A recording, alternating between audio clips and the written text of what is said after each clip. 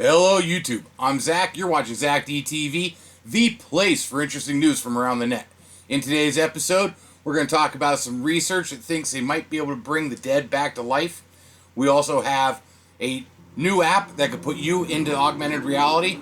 And we're going to wrap up with what may be one of the world's largest icebergs. It's about to happen. So remember, if you want more news like this Monday through Friday, go ahead and click that subscribe button. So that way you know when I upload something new. Alright, let's get into this. For my first story, this one just sounds like sci-fi.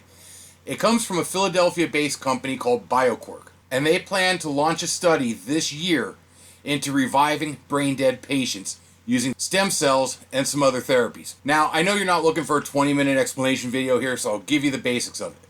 What they plan on doing is they want to inject stem cells into a patient's spinal column. Then they're going to add a protein blend that helps stimulate the growth of these stem cells. They'll then hit it with some electrical nerve stimulation and laser therapy directed at these cells to help with the growth, to actually build new neurons. So yeah, they want to grow new neurons and spark new electrical activity in a brain-dead patient. And that would bring the brain back to life. Now, according to Ira Pastor, he's the CEO of Bioquark, it is our contention that there is no single magic bullet for this. So to start with a single magic bullet makes no sense. Hence why we have to take a different approach. And you may think this sort of sounds like quackery, and it may be. Now, this isn't the first time they tried this either. They did launch a study like this in India back in 2016, but it was shut down because India's drug controller general did not clear it to proceed. So now it looks like they're moving to Latin America, where it does look like it'll get the go-ahead. Now, they're looking to take 20 patients that were diagnosed as brain dead, do all these steps to them, and see what they can get from it. Of course, this brings a lot of questions, too. How do you do a study with dead patients? That's an odd one. Another one is, what happens if this really works? What happens if you bring these people back to life? Or how about, how well will this work? Would it actually be worse to just leave them die? Or bring them back with partial mobility or not full function or something to that effect? Is this even an ethical experiment to be doing? I don't know. That's up to the eye of the beholder.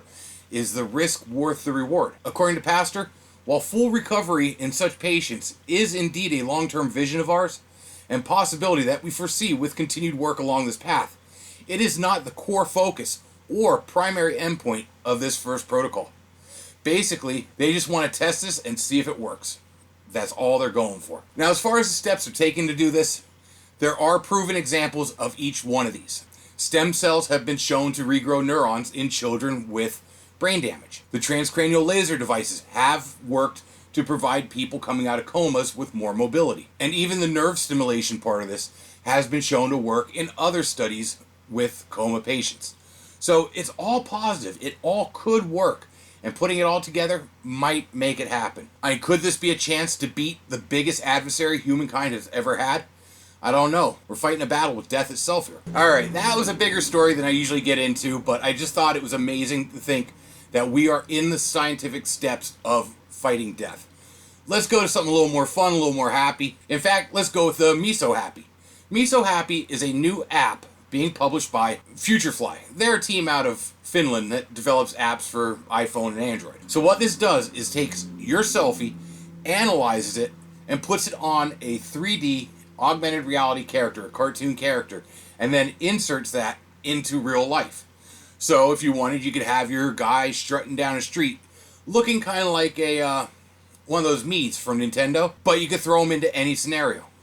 They do come with a couple different bodies as of launch, and it looks like you can then add new ones by watching ads or buying them. All app developers have to make money somehow. This app did just launch today, and it is only on iOS right now. Android will be coming out soon. But it has already taken off, and I think we're all going to be seeing a lot of these selfies showing up all over the place. I know it's crazy, but that's how these type of things work. So hey, if you pick up a copy of this, why don't you leave a comment down below and let me know what you think of this app, so I know if I want to download it or not. And let's wrap all this up with something real quick. The Larson Sea ice shelf is about to calve one of the largest icebergs in recorded history. Right now, only 8 miles, or about 13 kilometers for you guys on the other side of the pond, separate the leading edge of the crack from the ocean. This is an 88-mile long crack, by the way, so it's no little, little tiny thing.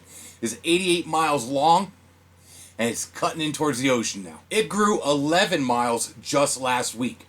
So right now, there's only 8 miles keeping this iceberg attached to the ice shelf. According to Project Midas, their team who monitors this ice shelf, there appears to be very little to prevent the iceberg from breaking away completely. And as you can see in this photo, this is how long it's taken. It's been since 2010. This crack has been developing, and they've been tracking it the whole way. When this breaks off, it's going to have a surface area of around 2,300 square miles, or about 6,000 kilometers. This iceberg that it produces will be the size of Trinidad, or twice the size of the state of Rhode Island here in the United States. Now, before you get into all the climate change and everything like that, icebergs break off. It's what they do. It's how it happens. Could global warming be speeding this up? Maybe. We don't know. But the whole point of the story was to say, hey, we're about to have a 2,300 square mile iceberg floating in the ocean. I mean, how many Titanics could that take out? And on that note, I'm going to wrap it up. Thanks for stopping in. Remember, I do this Monday through Friday. That's 5 days a week. It's Thursday now, so I'll be back tomorrow. I'll see you guys then. Be safe.